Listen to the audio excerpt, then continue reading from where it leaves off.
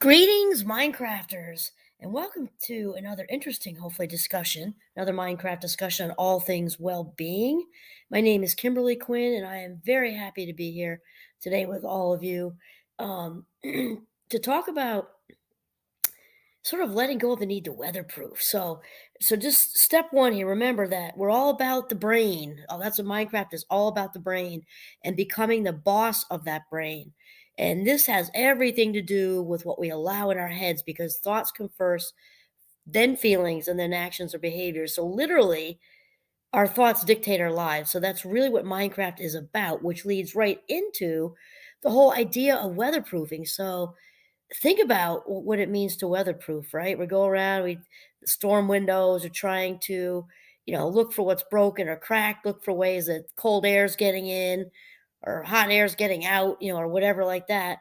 And we can take this sort of weatherproofing uh, habit into our lives, our relationships also. So before we go another second, I do want to give a shout out to Dr. Richard Carlson, who writes, he's got a whole series out. They've been out forever, not forever, maybe like the 80s. Anyway, don't sweat the small stuff, and it's all small stuff. He's got a bunch of these little books, like for the family, for this, for that. Anyway, Richard Carlson is my inspiration today to speak with you about how to kind of avoid the habit of weatherproofing because it just doesn't go anywhere good. And so, Richard he starts off, well, sort of starts off by saying, just as we can weatherproof a home for the winter by looking for cracks, leaks, and imperfections, we can also weatherproof our relationships, even our lives, by doing the very same thing. Essentially, weatherproofing means that you are on a careful lookout for what needs to be fixed or repaired. How many of us do this? I'm just saying. It's finding the cracks and the flaws of life and either trying to fix them or at least point them out to others. How many of us do that too? We may not be fixing, but we may be acknowledging, the negativity and the cracks and the crevices in ourselves and other people and circumstances. Geez. Okay, so then not only does this tendency alienate you from other people, it makes you feel bad too. It encourages you to think about what's wrong with everything and everyone, what you don't like. So rather than appreciating our relationships and our lives, weatherproofing encourages us to end up thinking that life isn't all it's cracked up to be. Nothing is ever good enough the way it is. Wow. He is just singing my tune with something that I already work at every day. Just sort of call it something different. So we've got the weatherproofing idea, and we've also got the Tetris effect, which we've talked about before, and they're very similar. And I just thought about it this minute, actually. And that would be a shout out to Sean Aker, who wrote The Happiness Advantage, which is a book I love and use in my Minecraft class. But anyway, so the Tetris effect feeds right into this weatherproofing idea because the Tetris effect is all about the brain loving patterns. The brain loves patterns, and they can be positive, negative, or anywhere in between. The brain doesn't really care about that. The brain just likes to do what's comfortable, what's familiar, what it's used to. And so, if you remember with the Tetris effect, that phrase or phrase came from those who played the game Tetris. It's a video game for some of you who may not know, and it's about colors and shapes or colorful shapes and sort of organizing them and putting them, in their places. And what happens is it can be as low as 15 minutes. I think it even said 5 minutes. Let's go with 15. But it doesn't have to be a lot of time playing the game. And the brain starts to kind of get hooked into this pattern creating thing. And so people have been known, even playing it that for that little amount of time, to walk into like a convenience store, grocery store, or whatever, and their brain starts to automatically like rearrange the cereal boxes by color or height or whatever. And so that's fine if that's, positive and leading us to a good place. It's not so fine when the brain sort of latches onto a negative pattern. So what was found with that Tetris effect, very similar to this weatherproofing idea, specifically with accountants, is when accountants spent all day, no offense to accountants, when accountants spent, all day, let's say during tax season, looking for errors, it was found, in research that many accountants, since they were so used to looking for errors all day long, would then transfer that when they left the office and would look for errors in their relationships, in their lives, just looking for things that were wrong all around them. So really, the Tetris effect seems very similar to weatherproofing and something that we definitely want to be aware of so that we can catch ourselves doing it and then, stop. So Richard says in our relationships, weatherproofing typically plays itself out like this. You meet someone and all is well. You're attracted to his or her appearance, personality, intellect, sense of humor, or some combination of these traits. Initially, you not only approve of your differences with this person, you actually appreciate them. You might even be attracted to the person in part because of how different you are. You have different opinions, preferences, tastes, and priorities. Okay, so that's the beginning. That's obviously the honeymoon phase. Okay, here comes the rest. After a while, however, you begin to notice little quirks about your new partner or friend, teacher, whoever, that you feel could be improved on. You bring it to their attention. You might say, you sure have a tendency to be late, or I've noticed you don't read much. The point is, you've begun what inevitably turns into a way of life, looking for and thinking about what you don't like about someone or something that isn't quite right. That has me thinking about another book, which is actually about codependency, but that also falls in line just with this. And I can't quote it exactly, but basically, the title is something like "I love you, now go away." It's something like that. And this is really about conditioning, and conditioning is just like a fancy, psychology term for habit.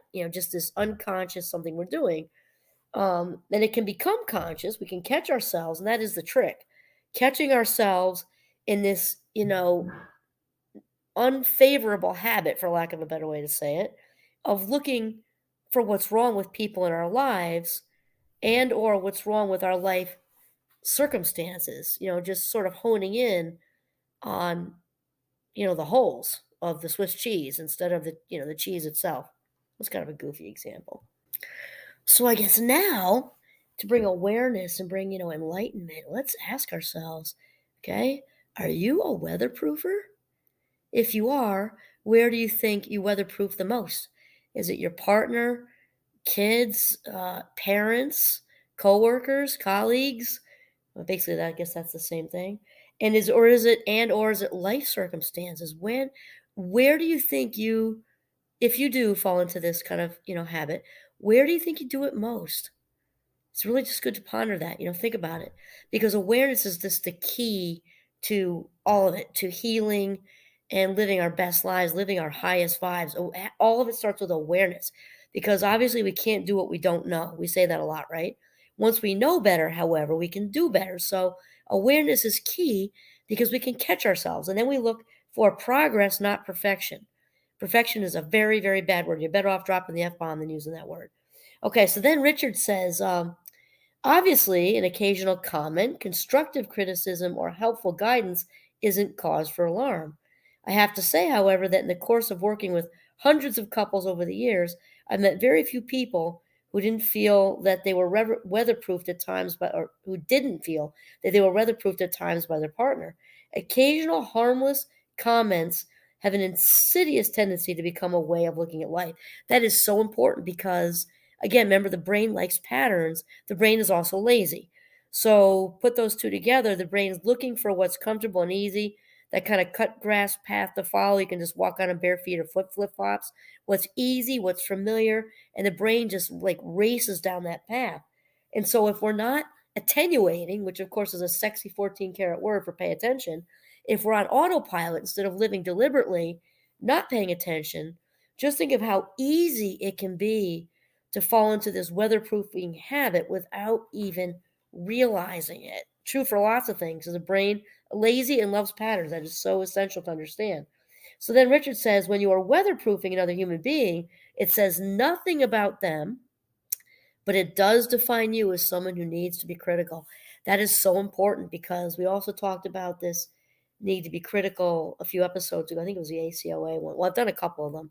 And this also works for being critical of ourselves too, But the person who needs to judge others and be critical, Richard Carlson is absolutely right. There are lots and lots of people who have written and talked about this. It says everything about the criticizer not the one being criticized, because there's something missing on the inside of us if we're feeling the need to elevate ourselves at another's expense, even if they don't know. We could just be having critical, judgmental thoughts too. And whenever that happens to me, I'm because I'm aware, I try very hard, even just some little dumb thing, right? I'm thinking in my head, okay, am I having a bad day today? Like, what's going on with me that I just had that thought that just like critiquing, whatever. And I really do look inward with that, because I'm like, what do I not feel well? Did I not get enough sleep? Am I feeling insecure about something? Like, what's up with this? Because when we're walking around feeling whole and complete and as the highest versions of ourselves, we don't have any desire in the world to criticize anybody or anything. The authentic self has no need to criticize anyone.